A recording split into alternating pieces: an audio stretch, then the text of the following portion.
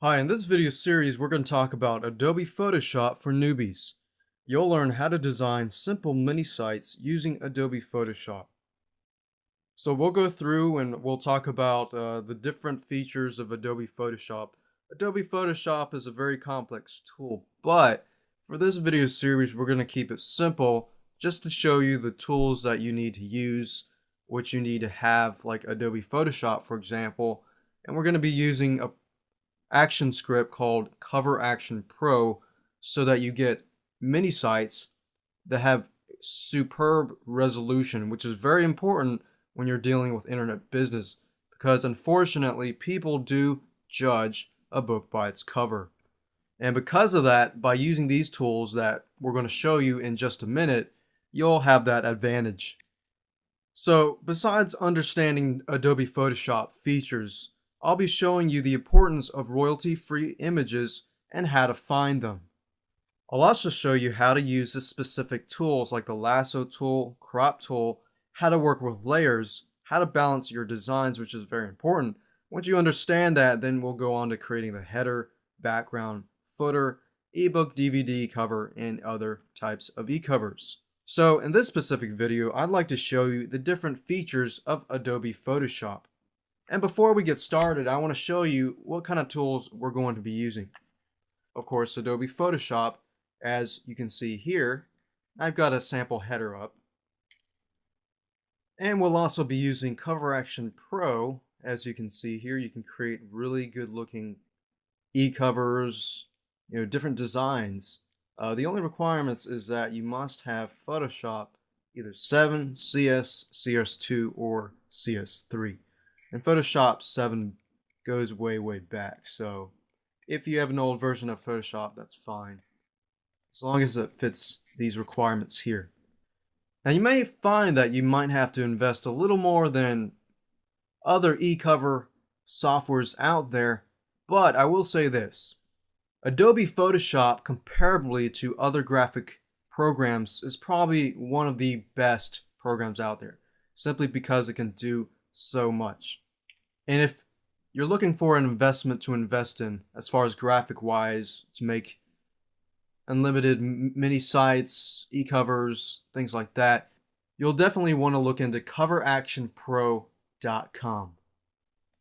And here are the different e-covers that you can design. You can do ebooks, DVDs, e-zines, paperback, books, business cards, and as you can see, a lot more.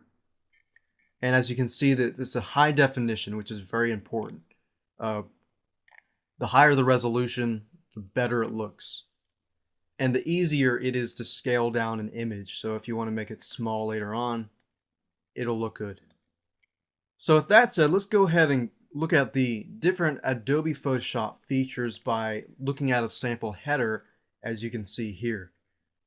Adobe Photoshop has many different dialog windows, which allows you to edit different images and things like that. So right now, right here, this is the toolbar that we'll be using a lot. And as the time comes, I'll be bringing different dialog boxes into the window. Actually, right now I can see all the dialog boxes, but to make it small enough so that the area here you can see, I'm going to make it so I can pull it in here. I would say for the purpose of using Adobe Photoshop to create mini sites, most of the time you would use just simply this toolbar dialog box. You would use this box for actions, for example. If you wanted to create a DVD box, you would click on step 1 and click on that. And we'll show you a little bit more in detail later on. Another thing you'll use is a dialog box of layers. As you come to know, layers are very important, and layers make life so much easier. In fact, if you're looking at this header right here, for example, this is made up of many layers. For example, the background is probably made up of at least 5 to 6 different layers, and then we have this picture here that's made up of probably 1, 2 layers, and then we have the text here, and what it makes it look nice, like this reflection here, it's a different layer. So think of a layer that it can overlap on different areas. And in the future videos, I'll actually show you how to work with layers. Let me just give you a quick run through of the toolbar. The tools that you're most likely going to use the most is this rectangular marquee tool. It allows you to highlight different areas of the picture. So let's say, for example, that you want to crop out this area here.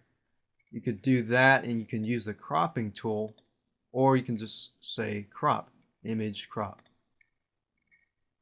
But we'll undo that just for the sake of showing you. And you can have other things like elliptical, single row, single column as a marquee tool. Most of the time I just use this. And you have the move tool, so you can move things around. You have this tool that allows you to take pieces of, let's say I just want this little man here.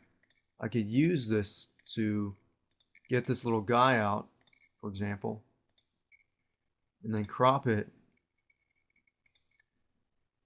And then I could use something like this tool to try to make it white around him.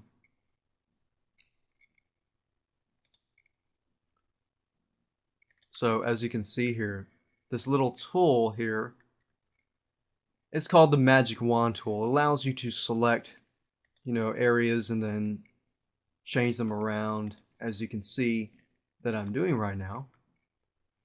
And it's a tool that I use a lot, especially if I get something like a royalty-free image and I want to make everything around a person white so that I can grab that person and then put them in front of a background that looks nice. And I'll show you what I mean later on. And the history dialog box is what I like to use. For example, if I pull it over, I can see the history tab. And let's say, oops, I made a mistake. I want to go back to scratch. I don't want to click undo every single time. Just click on this, and there you go. Or if I made a mistake in the past, I can move a little bit here, move back a little bit here and there. So with that said, let's move ahead. Some of these tools you really don't need to use, like the slice tool, and for this purpose, for the sake of mini sites. And if you don't know what a tool is, if you put your mouse over it, you can highlight it and see what it is. So most of the time, for the sake of this video series, we're going to use this tool, this tool, this tool, this one, this one, this one, erase tool, maybe paint bucket. We're going to probably use the gradient tool, as you can see. If you click on it and you drag your mouse over, you can see other tools under that tool. So it's the same concept, but a different type of tool. We can use a smudge tool, text tool, of course, add text, line tools, and other things like that. We can change the color, the foreground and the background, simply by clicking that area, and we can choose a color, or let's say we already know the color, we can enter that in here and press OK. Or if you only want to stick with web-based colors, you could click here. Because for the internet, there's a lot of times there's only web-based colors. So Photoshop can get really, really deep into different types of colors. So besides the history and actions, you'll most likely use the layers, as I mentioned earlier. And of course, to keep it simple, we'll be using things up here. We'll be using the image feature here. We can rotate the canvas. You can crop it. You can increase, decrease the image size. You can duplicate the layers.